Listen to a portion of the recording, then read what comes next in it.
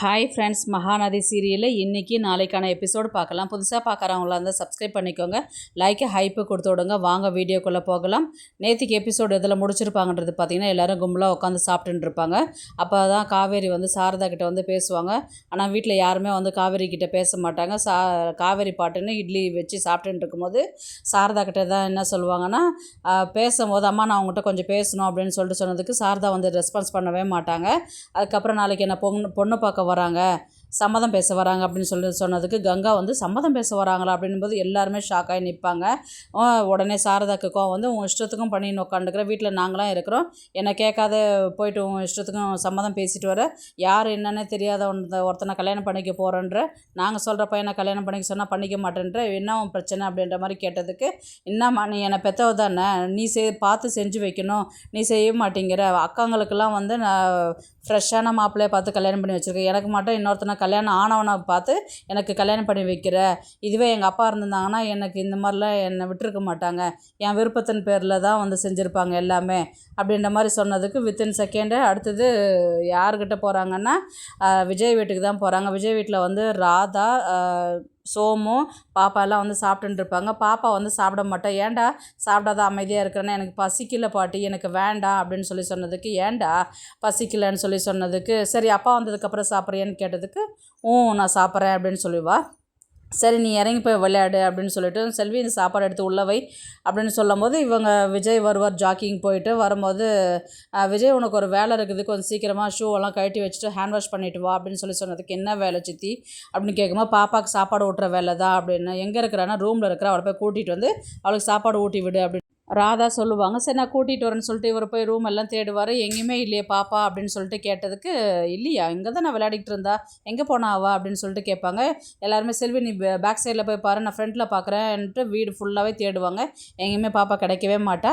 அதுக்கப்புறம் பார்த்தீங்கன்னா பாப்பா வீட்டை விட்டு ஓடி வெளியில் நடந்து வந்துனே இருப்பாள். ரெண்டு கிராஸ் கட்டிங்கில் ஸ்ட்ரீட் இருக்கும். இது இந்த பக்கம் போனோமா அந்த பக்கம் போனோமா, இந்த பக்கம் போனோமா அந்த பக்கம் போனோமான்னு அதே யோசிச்சுக்கிட்டு தப்பான ஒரு ரோட்டில் கிராஸ் ஆகி போயிட்டே இருப்பாள். அதுக்கப்புறம் ஒரு 2-3 பேர்கிட்ட கேட்பா, இந்த மாதிரி அங்கிள் இந்த மாதிரி காவேரி மிஸ் வீடு தெரியுமான்னு கேட்டதுக்கு, யாருன்னா எனக்கு தெரியாதம்மா அப்படின்னு சொல்லிட்டு சொல்லுவாங்க. ஒருத்தவங்க காவேரி மிஸ்ஸா, நீ உங்கள் அப்பா அம்மாலாம் கூட்டின்னு வராத, நீ எப்படி இங்கே அப்படின்னு சொல்லிட்டு கேட்பாங்க. அவங்கக்கிட்ட ரெஸ்பான்ஸ் பண்ணவே மாட்டா, பாட்டுன்னு போயிட்டே இருப்பாள். அதுக்கப்புறம் எங்கே போகிறது என்னன்னே தெரியலையே எனக்கு அப்படின்னு சொல்லிட்டு காதை பொத்திக்கிட்டு நிற்பா. ஏன்னா வண்டி சத்தம், காரு, பைக்கு, ஸ்கூட்டர்னு போகும். அந்த சத்தத்தில் காதை பொத்திக்கிட்டு நடு ரோட்டில் நிற்கிற மாதிரி தான் காமிக்கிறாங்க. அடுத்தது பார்த்திங்கன்னா இவர் நிவின் தான் இந்த ரோடு வழியாக கிராஸ் பண்ணும்போது, அம்மா என்ன இங்கே நிற்கிற நீ அப்படின்ற மாதிரி கேட்டதுக்கு, யார் உன்னை கூட்டிகிட்டு வந்த, நீ எப்படி இங்கே வந்த நீ அப்படின்னு கேட்டதுக்கு, இந்த மாதிரி அப்பாவை காவேரி மிஸ் கல்யாணம் பண்ணிக்க மாட்டேன்னு சொல்லிட்டு பாட்டியும் தாத்தாவும் பேசிக்கிட்டு இருந்தாங்க. அதனால தான் நான் மிஸ்ஸுக்கிட்ட போய் எங்கள் அப்பாவை கல்யாணம் பண்ணிக்கோங்கன்னு கேட்கறதுக்காக வந்தேன் நான். அதுக்கு நீ அப்பாக்கிட்ட எதுவும் சொல்லாத, எப்படி நீ வீட்டில் யார்ட்டுமே சொல்லாத, நீ தனியாக நீ இன்னொரு முறை அந்த மாதிரிலாம் வரக்கூடாது என்ன அப்படின்னு சொல்லிட்டு உடனே விஜய்க்கு கால் பண்ணி, பிரதர் இந்த மாதிரி பாப்பா இங்கே தான் இருக்கிறா, நான் பிடிச்சி வச்சுருக்கிறேன் அப்படின்னு சொல்லிட்டு அவர் நிவின் கால் பண்ணி சொல்லும்போது, அங்கே விஜய் பதற்றத்தில் ஓடி வருவார். வேகமாக கார் எடுத்துக்கிட்டு வந்தவுடனே பாப்பாவை பார்த்துட்டோடனே, ஏன்டா என்கிட்ட சொல்லக்கூடாது, இப்படி வந்துட்ட நீ அப்படின்னு சொல்லிட்டு அவர் ஹக் பண்ணி முத்தம் கொடுப்பாங்க. இல்லைப்பா உங்களை காவேரி மிஸ் கல்யாணம் பண்ணிக்காத, வேறு யாரோ கல்யாணம் பண்ணிக்க போகிறாங்கன்னு சொல்லிட்டு பாட்டி சொன்னாங்கல்ல, அதுதான் பாட்டா, ஆனால் மிஸ்ஸுக்கிட்ட கேட்கறதுக்கு வந்தேன் நான் அப்படின்னு சொல்லிட்டு சொல்லுவாங்க. என்னடா நீ இப்படிலாம் பண்ணுற நீ அப்படின்னு சொல்லிட்டு அவர் இது பண்ணுவார். உடனே காவேரி வீட்டில் தான் கேட்பாங்க. காவேரி வீட்டில் இந்த மாதிரி பாப்பா தொலைஞ்சி போயிட்டு இருந்தா, நான் கால் பண்ணி அவளை கூட்டி விட்டுட்டு வரேன் நான், என்னாச்சு மாப்பிள்ளை என்ன சொல்கிறீங்க நீங்கள் அப்படின்னு சொல்லி கேட்கும்போது, நடந்த விஷயத்த சொன்னபோது என்ன காரணத்துக்காக வெளியில் வந்தான்னு சொல்லிட்டு காவேரி கேட்பாங்க. சொல்லுங்கள் நிவின், ஏன் அப்படி அமைதியாக இருக்கிறீங்க சொல்லுங்கன்னு. இப்போ நாங்கள் எப்படி ஆசைப்பட்டு விஜய் கல்யாணம் பண்ணிக்க சொல்கிறோமோ அதே மாதிரி தான் எங்கள் அப்பாவை கல்யாணம் பண்ணிக்கோங்கன்னு சொல்லிட்டு அவள் அங்கேருந்து வீட்டை விட்டு வந்திருக்கிறா. அவள் இன்றைக்கி இந்த நிலைமைக்கு வர்றதுக்கு காரணமே நீ தானே காவேரி அப்படின்ற மாதிரி தான் சொல்லுவாங்க. எல்லாருமே ஏன் என்னையே குறை சொல்லிட்டு உட்காந்துக்கிறீங்க, அவள் வீட்டை விட்டு வந்ததுக்கு அதுக்கு நான் தான் காரணமா அப்படின்ற மாதிரி தான் காவேரி பேசுவாங்க. இப்போ சாரதாக்கு கோவம் இப்போ உனக்கு சந்தோஷமாடி சொல்லு, நாங்கள் சொல்கிறதெல்லாம் எதுவும் கேட்காத, குழந்தையும் அதுதான் ஆசைப்படுறா, ஆனால் அவள் யாருடைய சந்தோஷமும் உனக்கு முக்கியம் இல்லை, உன் சந்தோஷம் மட்டும் தானே முக்கியம். ஈவினிங் பொண்ணு பார்க்க வருவாங்கல்ல, நீ மட்டும் சந்தோஷத்தை அனுபவிச்சுட்டு நீ மட்டும் இது பண்ணிக்க, எங்களுக்கு விருப்பமே இல்லாத இடத்துல நீ அவனை தான் கல்யாணம் பண்ணிப்பேன்னு அவ்வளோ ஒரு சாமர்த்தியமாக இருக்கிற, சொல்கிற பேச்சு எதுவுமே கேட்குறதே கிடையாது நீ அப்படின்ற மாதிரி தான் சாரதா திட்ட ஆரம்பிப்பாங்க. உடனே காவேரிக்கு, அம்மா சும்மா கத்தாதம்மா வாய் மூடுமா அப்படின்ற மாதிரி தான் தான் வந்து சொல்லுவாங்க. உடனே கங்கா வந்து என்னடி காவேரி அம்மாவை எதிர்த்து பேசிக்கிட்டு உட்காந்துங்க, பின் என்னக்கா நானும் அவளை வந்து வீட்டை விட்டு வர சொல்லி சொன்னேன், நான் தான் எனக்கு விஜய் கல்யாணம் பண்ணிக்க இஷ்டம் இல்லைன்னு சொல்லிட்டேன். திரும்ப திரும்ப எல்லாருமே சுற்றி வளைச்சு அங்கேயே வரீங்களே, என்னதான்க்கா உங்களுக்கு பிரச்சனை? அதில் பாப்பா நீங்கள் பெரியவங்க, உங்களுக்கே சொல்லி புரிய வைக்க முடியல, அவள் சின்னவாவா, அவளுக்கு எப்படி நான் எப்படி சொல்லி புரிய வைக்கிறது, எப்படி ஸ்கூலுக்கு வருவா, இல்லை நான் அவகிட்ட பார்த்து நான் பேசிக்கிறேன் அப்படின்னு சொல்லிட்டு சொல்லுவாங்க. அடுத்தது வந்து ஸ்கூலில் தான் வந்து காமிப்பாங்க. ஸ்கூலில் வந்து பார்த்திங்கன்னா பாப்பா வந்து உம்முனே உட்காந்துருப்பா. அம்மா இங்கே வா அப்படின்ற மாதிரி கூப்பிடுவாங்க. மிஸ் சொல்லுங்கள் மிஸ் அப்படின்னு சொல்லிட்டு பாப்பா வந்து கேட்பா, என்னடா உன் பிரச்சனை, ஏன் வீட்டில் சொல்லாத கொள்ளாத வீட்டிலேருந்து காலையிலேருந்து வந்த நீ அப்படின்னு சொல்லி கேட்கும்போது, இல்லைங்க மிஸ் நீங்கள் தான் வந்து அப்பாவை கல்யாணம் பண்ணிக்க மாட்டேன்னு சொல்லிட்டு சொன்னீங்க இல்லையா, அதனால தான் நான் எங்கள் அப்பாவை கல்யாணம் பண்ணிக்கோங்க அப்படின்னு உங்ககிட்ட கேட்குறதுக்காக நான் வந்தேன். யாருக்கிட்டேயுமே சொல்லவே இல்லை, ஆனால் எனக்கு வழி தெரியுன்ட்டு வந்தேன். அதுக்கப்புறம் நடுவில் வந்து எனக்கு வழி மறந்து போச்சு. அதனால தான் நான் வந்து என்ன பண்ணுறதுன்னே தெரியாது, அப்படியே ரோட்லேயே நின்றுட்டேன்.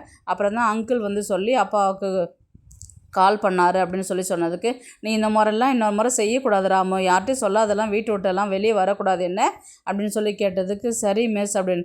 இப்போ பிரச்சனை என்ன சொல்ல, நான் உனக்கு அப்பாவை கல்யாணம் பண்ணிக்கணும் அவ்வளோதானே, சரி நான் யோசிச்சு உனக்கு முடிவு சொல்கிறேன் ஓகேவா, இந்த மாதிரிலாம் டல்லாக இருக்கக்கூடாது, நல்லா சாப்பிடு என்ன, ஓகே மிஸ் அப்படின்னு சொல்லிட்டு பாப்பா உட்கார வச்சுட்டு, அதுக்கப்புறம் வந்து பார்த்திங்கன்னா அடுத்தது பொண்ணு பார்க்குற நிச்சயம் தான் நடக்குது. இவங்க வீட்டில் வந்து காவேரி தவிர்த்து வேறு யாருக்குமே வந்து இந்த விஷயத்தில் சம்மதமே இல்லை. அவங்க மூஞ்சி தூக்கி வச்சுக்கிட்டு ஒரு சந்தோஷம் இல்லாததான் நின்றுட்டுருப்பாங்க. இவங்க வீட்டுக்கு எல்லோரும் வரும்போது வந்து பார்த்திங்கன்னா காவேரி மட்டும் வாங்க வாங்கன்னு சொல்லி கூப்பிடுவாங்க. காவேரி, சாரதா, கங்கா எல்லாம் அப்படியே தான் நிற்பாங்க, யாரும் வந்து இன்வைட்டும் பண்ண மாட்டாங்க. அதுக்கப்புறம் வாங்க உட்காருங்க அப்படின்ற மாதிரி சொன்னதுக்கு, அம்மா இந்த மாதிரி காஃபி எடுத்துகிட்டு வாங்க அப்படின்ற மாதிரி தான் சொல்லுவாங்க. எல்லார் வீட்லேயும் பெரியவங்க தான் வான்னு கூப்பிடுவாங்க. இந்த வீட்டில் என்னடா பொண்ணு வாங்கன்னு கூப்பிடுது அப்படின்ற மாதிரி பையனுடைய அப்பா அம்மாவும் பேசிட்டு வருவாங்க, பையன்கிட்ட சொல்லிட்டு வருவாங்க. அதுதாம்மா எனக்கும் தெரியல, அவங்க வீட்டில் சம்மதம் சொல்லிட்டு தான் என்னை பேச வர சொல்லி சொன்னாங்க, என்னன்னு தெரியல, சரி வாங்க போய் உட்காருவோம் அப்படின்னு சொல்லிட்டு இவங்க உள்ளே வந்து உட்காடுறாங்க. அதுக்கப்புறம் பார்த்திங்கன்னா காவேரியே வந்து காஃபி போட்டு கொண்டு வந்து பையனுடைய அப்பா அம்மாவுக்கு எல்லாருக்குமே கொடுக்குறாங்க. அதுக்கப்புறம் அவங்க வந்து என்னம்மா படிச்சிருக்கிற, என்ன பண்ணிட்டு இருக்கிற, உன் கூட பிறந்தவனா எத்தனை பேர், அந்த மாதிரிலாம் கேட்டுன்னு இருக்கும்போது, உனக்கு என் பையனை கல்யாணம் பண்ணிக்க உனக்கு சம்மதமா அப்படின்னு கேட்கும்போது, எனக்கு கொஞ்சம் டைம் வேணும் எனக்கு அப்படின்ற மாதிரி கேட்டேன். அவங்க பையன் வந்து என்ன சொல்லுவார், நீங்கள் சொல்லி தானே நான் வந்தேன், முன்னே ஏன் டைம் கேட்குறீங்க அப்படின்ற மாதிரி கேட்டதுக்கு, இல்லை நான் கொஞ்சம் எனக்கு கொஞ்சம் குழப்பமாக இருக்குது, எனக்கு கொஞ்சம் டைம் கொடுங்க, நான் உங்களுக்கு நல்ல விஷயமாகவே கால் பண்ணி சொல்கிறேன், என் முடிவு கொஞ்சம் ஃபோனில் சொன்னால் உங்களுக்கு பிரச்சனை இல்லையா அப்படின்னு சொல்லி கேட்டதுக்கு, அதெல்லாம் ஒன்றும் பிரச்சனை இல்லை, நோ வரி அப்படின்ற மாதிரி தான் வந்து பையன் வந்து சொல்லுவார். உடனே வந்து இவங்க யாருக்குமே விருப்பம் இல்லாத நிற்பாங்க. பையனுடைய அப்பா அம்மா வந்து என்ன சொல்லுவாங்கன்னா, ஏன்டா அவங்களுக்கு யாருக்குமே விருப்பம் இல்லையா, யாருமே நம்மக்கிட்ட வந்து எதுவுமே பேசவே மாட்டேங்கிறாங்களே அப்படின்னு சொல்லி கேட்டதுக்கு, அதுதாம்மா எனக்கும் தெரியல, ஒருவேளை அந்த பிரச்சனைக்காக இவங்க கொஞ்சம் டைம் கேட்குறாங்களே என்னவோ தெரியல எனக்கு அப்படின்ற மாதிரி தான் வந்து இவர் பையன் சொல்லுவார். சரிங்க நான் கிளம்புறேன், எதுவும் வந்தாலும் நீங்கள் கால் பண்ணி சொல்லுங்கள் அப்படின்னு சொல்லிவிட்டு அங்கேருந்து கிளம்பி போயிடுவாங்க. உடனே சாரதா வந்து என்ன சொல்லுவாங்கன்னா, என்னடி கல்யாணம் பண்ணிக்க போகிறேன், சம்மதம் பேச போகிறேன்னு சொல்லிட்டு வந்தேன், இப்போ எனக்கு டைம் வேணும்னு சொல்லிட்டு அவங்கள அமுச்சு விட்ற, எதுக்கு இப்போ அவங்கள வர வச்சு இப்போ தேவையில்லாத இந்த வேலை பண்ணிட்டு இருக்கிற, தேவையில்லாத வேலை தான் நீ செஞ்சுட்டு இருக்கிற, வர வேணான்னு சொல்கிறேன், வர வச்ச சம்மதம் முடிக்க போகிறேன்னு சொன்னேன், இப்போ என்னடான்னாக்கா எனக்கு சம்மதம் எனக்கு கொடுக்கறதுக்கு எனக்கு டைம் வேணும் அப்படின்னு சொல்கிறேன், என்ன நினச்சிட்டு இருக்கிற உன் மனசில் அப்படின்ற மாதிரி சாரதா வந்து திட்டுவாங்க காவேரி கிட்ட.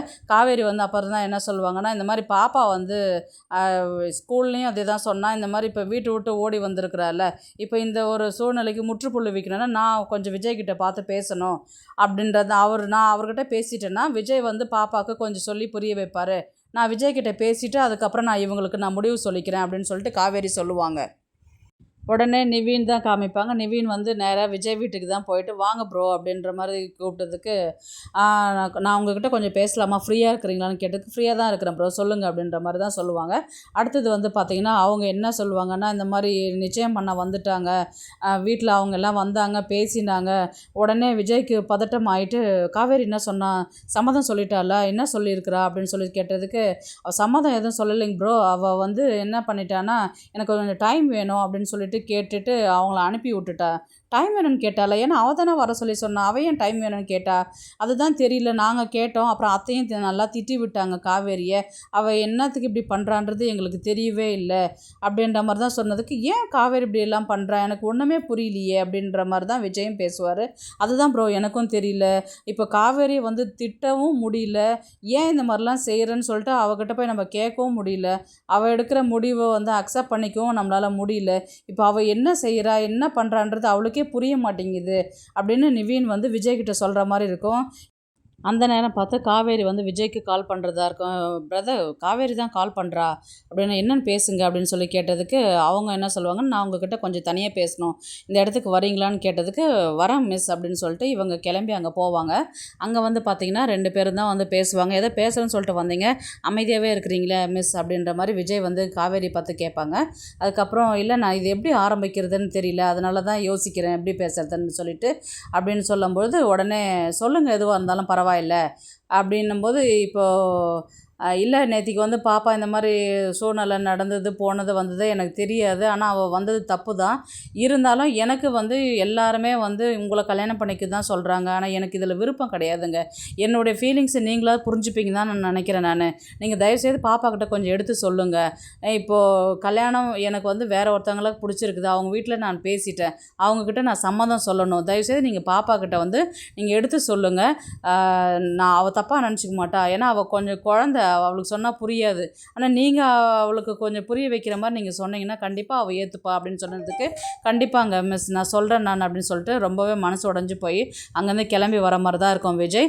அதுக்கப்புறம் வந்து பார்த்திங்கன்னா பாப்பா வந்து அடுத்த நாள் ஸ்கூலில் வந்து காவேரி பார்க்கும்போது, மிஸ் மிஸ் அப்படின்னு, என்னடா அம்மு அப்படின்னு கேட்டதுக்கு, எங்கள் அப்பாவை கல்யாணம் பண்ணிக்கிறேன்னு சொல்லிட்டு சொன்னீங்களே, என்னங்க மிஸ் இப்போ சொல்ல போகிறீங்க அப்படின்னு, நேற்றுக்கு நான் அப்பா கிட்ட சொல்லி விட்டுருந்தேனே, அப்பா வந்து உங்கள்கிட்ட எதுவுமே பேசவே இல்லையா, இல்லை நீங்கள் அப்பாவை கல்யாணம் பண்ணிக்க மாட்டேன்னு சொல்லிட்டு சொன்னீங்களாம், நீங்கள் அப்பாவை கல்யாணம் பண்ணிக்கோங்க miss, please miss please miss அப்படின்னு சொல்லிட்டு சொன்னதுக்கு, இன்னும் நீ இப்படி அடம்பிடிக்கிற நீ அப்படின்ற மாதிரி தான் சொல்லுவாங்க. அப்படியே எபிசோடு வந்து முடிப்பாங்க.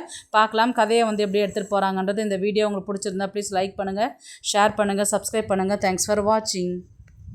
இந்த வீடியோ பிடிச்சிருந்தா லைக் பண்ணுங்க, நம்ம சேனலை சப்ஸ்கிரைப் பண்ணுங்க. உங்க ஆதரவு ரொம்ப முக்கியம். நன்றி.